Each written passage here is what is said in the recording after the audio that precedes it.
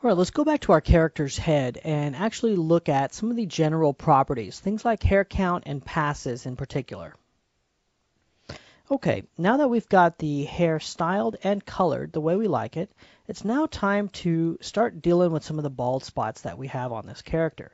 So we'll select this hair, and first of all, let's go up here and see what our hair count looks like. So there's our basic hair count, that's our default. Let's set up a render here so we have something to compare to. Okay, so as you can see, we do have some bald spots here, and we're going to have to go in there and tweak out some of the hairs and just make sure that they're outside of the scalp. But let's take a look. Let me pull this back just a bit, and let me re-render this. All right, that's much better. Now we can see the whole head of hair. So let's talk about some of this bald spotting that we've got here. Now, one of those attributes is going to be this hair count. Now, if we can increase this hair count, let's say to 40,000, and we're going to have lots and lots of hairs, and it's going to look like it got longer, but it didn't get longer. It's just there's just more hair, so you can see the ends a little bit easier. So let's render this. All right, so let's take a look at this. Now, this is definitely different than our previous. So here's our previous, and here's after. So you can see we've got just a ton more hair, and it looks longer, but it's only looking that way because it's fuller. Okay, there's just more hairs to deal with, and you can definitely see there's a few little bald spots right there. So let's take a look at those. Let's go into the side view, and I'm going to go to component mode, and let's see. Let's just take a look at a couple of these hairs here, and I'm still in root selection mode, so that's kind of cool. And let's get my brush, and let's scale these out a little bit.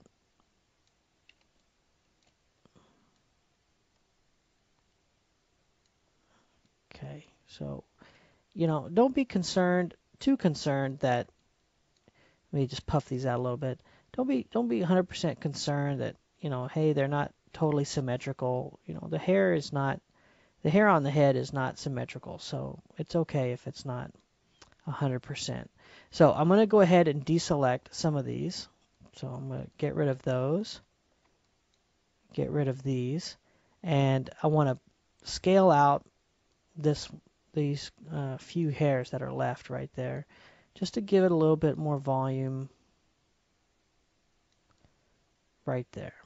Okay, so unfortunately I don't remember where my camera was positioned, so let's see if we can just get it close and take one more render of this. All right, so now we're starting to get somewhere. Here is our hair before, lots of bald spots, and just by pulling out some of those hairs and increasing the hair count, we have now dealt with a lot of these bald spots. And if you really want to get rid of these last little bits, we're going to show you some different tricks later on when we get into actually rendering this hair out. So let's talk about some of these other attributes here and some of these other options. Let's get out of component mode, and let me open up my attribute editor. Let's talk about passes. Now, what's going to happen is instead of using 40,000 hairs, let's set this to 20,000 hairs, and we can do 2 passes. So it's going to render out the hairs, and then render out them again and composite the two together. This is going to create very, very fine, wispy hairs that are really going to make the hair look more delicate, more natural. Now remember, this is going to increase render time, so keep that in the back of your mind, but let's take a look at the result. And I'm going to actually store this image so we have something to compare it to, and let's re-render. Okay, so as you can see here, here is before, here is after.